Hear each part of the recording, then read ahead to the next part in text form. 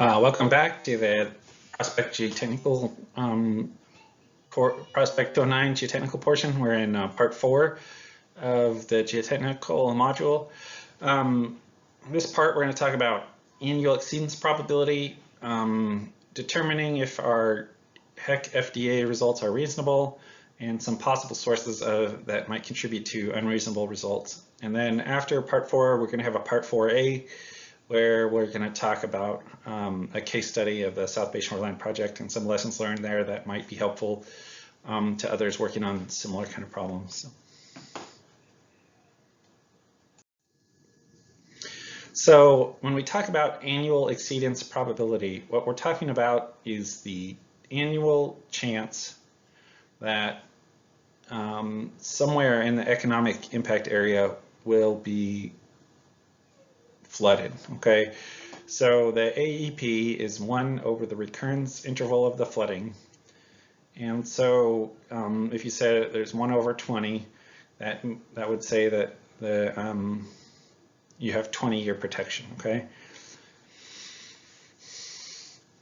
Now, annual exceedance probability is different than annual storm probability or annual loading probability. So the annual exceedance probability, when we talk about it like this, includes the geotechnical system performance or the geotechnical system response functions.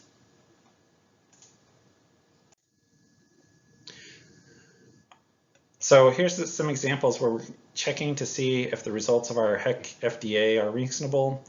So in this case, we're evaluating a with project condition, and we think we have a design that provides about 100-year storm protection.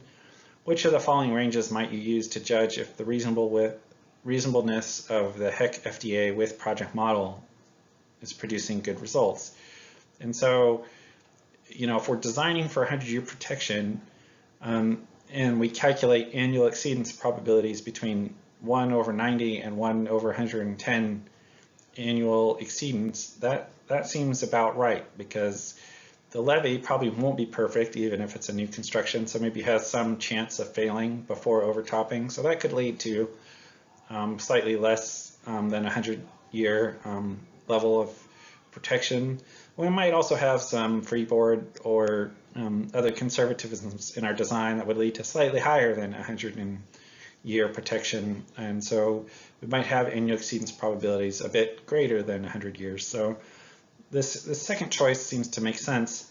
The third choice probably doesn't because it's too wide a range. The first choice definitely doesn't because it's too wide a range. This third bullet could be possible, I think, in certain situations where the water loading between like a 50 and a 200-year storm event is very narrow band range. This sometimes can happen in coastal environments where just a foot or two might be the difference between 100 and a 10-year storm event or something. So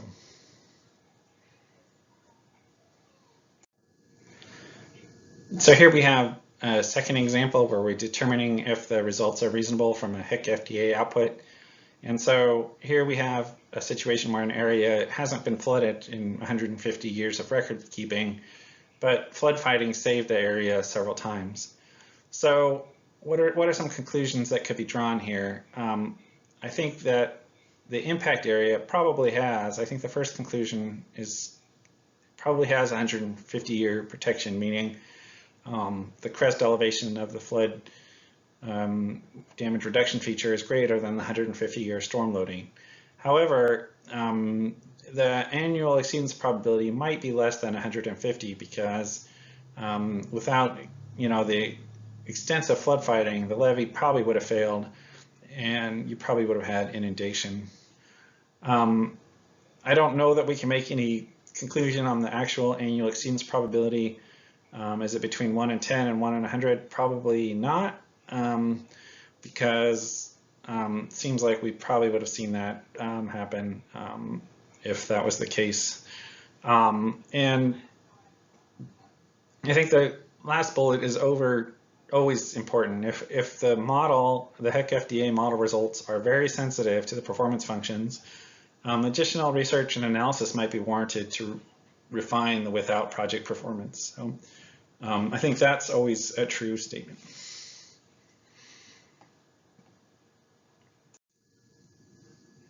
Some types of unexpected results you might get are the without project annual exceedance probability is very different from the past performance. So you might have seen flooding several times in the last 10 years, but our annual exceedance probability says the flooding should be 1 in 100 years.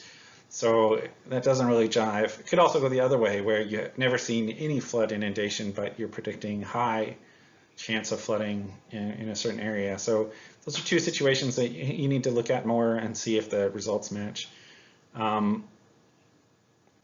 The with project annual exceedance probability doesn't match the expected performance. So here we need to make sure that what we're designing is what we're expecting. You might think you're designing something for a 1 in 100 annual exceedance probability, but then your results show 1 in 50 annual exceedance probability flood inundation. So that doesn't match our results. So something is wrong there and needs to be adjusted. Maybe it's the levee crest elevation. Maybe the geotechnical performance functions are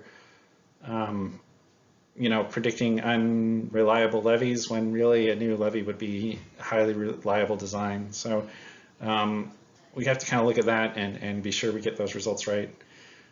Sometimes unexpected is not unreasonable, and so it's just a finding that you didn't know, and that's part of why we're doing the analysis. But maybe the more you think about it, the more the model makes sense, and so just because we didn't expect it doesn't mean it's wrong.